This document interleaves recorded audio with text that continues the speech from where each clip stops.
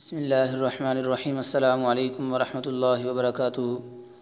دوستو، آج میں آپ کے ساتھ جو ہے وہ اکیسویں پارے کا خلاصہ بیان کرنے جا رہا ہوں۔ اللہ رب العزت سے دعا ہے کہ اللہ رب العزت مجھے صحیح بیان کرنے کی توفیق عطا فرمائے، اور پھر اس پر مجھے بھی اور آپ حضرات کو بھی عمل کرنے کی اور دوسروں تک پہنچانے کی بھی توفیق عطا فرمائے۔ تو میرے دوستو، اکیسویں پارہ جو ہے اس کے اندر 5 حصے ہیں۔ پہلا حصہ اس کے اندر سورہ عنکبوت کا بقیہ حصہ ہے۔ دوسرا حصہ جو ہے وہ سورہ روم اس کے اندر مکمل ہے۔ تیسرے نمبر پر سورہ لقمان مکمل ہے۔ چوتھے پہ میرے دوستو سورہ سجدہ مکمل ہے۔ 5ویں نمبر پر سورہ احزاب کا ابتدائی حصہ اس پارے میں ہے۔ تو پہلا حصہ جو ہے سورہ عنکبوت ہے، اس کے بقیہ حصے میں میرے دوستو 4 باتیں ہیں۔ نمبر 1 تلاوت اور نماز کا حکم ہے۔ دوسرے نمبر پر نماز کی فضیلت کا ذکر ہے۔ تیسرے نمبر پر معاندین اور ان کی ہٹ درمیوں کا ذکر ہے۔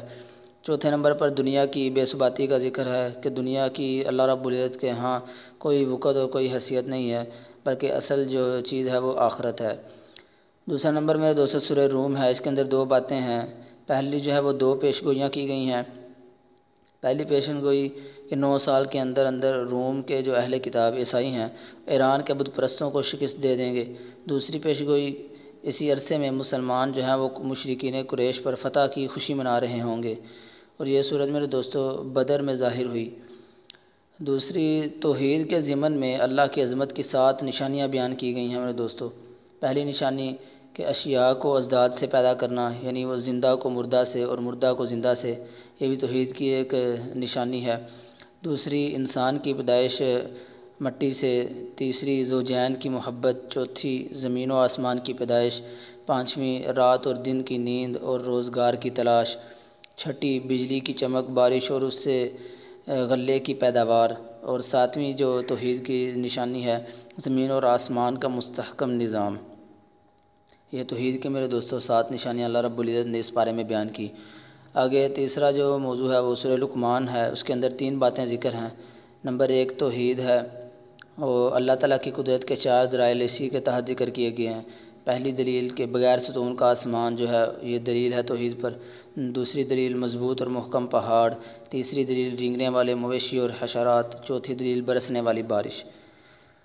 آگے دوسری بات جو ہے وہ حضرت لقمان علیہ السلام کی اپنے بیٹے کو 5 وصیتیں کہ شرک نہ کرنا کسی کو اللہ کے ساتھ۔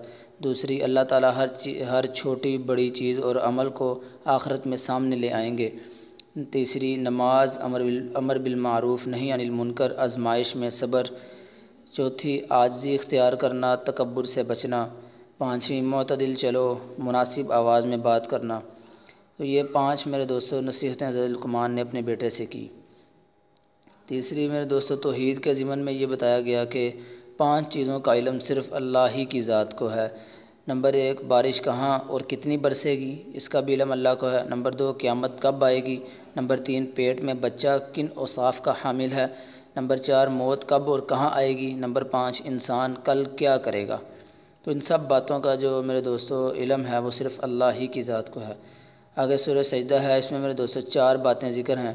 پہلی قرآن کی عظمت ہے۔ دوسری توحید کا ذکر ہے، اور تیسرے نمبر پر قیامت کا تذکرہ ہے۔ چوتھے نمبر پر میرے دوستو رسالت کا تذکرہ ہے، اور اسی میں حضرت موسیٰ علیہ السلام کو تورات دیے جانے کا بھی ذکر ہے رسالت کے ضمن میں۔ آگے میرے دوستو سورہ احزاب ہے۔ سورہ احزاب کے ابتدائی حصہ اس پارے میں ہے، اور ابتدائی حصے میں میرے دوستو 2 باتیں ذکر ہیں۔ پہلی زمانہ جاہلیت کے 3 غلط خیالات کی تردید کی گئی ہے اس کے اندر۔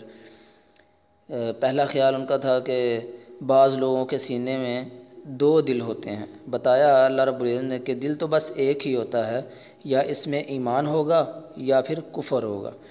دوسرا جو خیال ہے کلمات زہار کہنے سے بیوی ہمیشہ کے لیے حرام نہیں ہوتی، بلکہ کفارہ دینے سے حلال ہو جائے گی۔ اس دور میں وہ مشرکین جو ہے وہ زہار کے کلمات کہہ دیتے تھے، تو وہ سمجھتے تھے کہ بیوی ہمیشہ کے لیے ان پر حرام ہو گئی ہے۔ تو اللہ رب العزت نے بیان کیا کہ اس کفارہ دینے سے جو ہے وہ بیوی آپ پر حلال ہو جائے گی، ہمیشہ کے لیے حرام نہیں ہوتی۔ تیسرے نمبر پر منہ بولا بیٹا شرعی احکام میں حقیقی بیٹے کی طرح نہیں ہوتا۔ اور دوسری بات جو ہے وہ 2 غزووں کا ذکر ہے، غزوہ احزاب اور غزوہ بنی قریظہ کا ذکر ہے۔ تو یہ سورہ احزاب کا ابتدائی حصہ تھا اس پارے میں۔ تو اس پارے کا اختتام ہو چکا ہے۔ اللہ رب العزت سے دعا ہے کہ اللہ رب العزت جو کچھ اس پارے میں بیان کیا گیا ہے اس پر مجھے بھی اور آپ حضرات کو بھی عمل کرنے کی توفیق عطا فرمائے اور دوسروں تک پہنچانے کی بھی توفیق عطا فرمائے۔ وآخر دعوانا ان الحمد للہ رب العالمین۔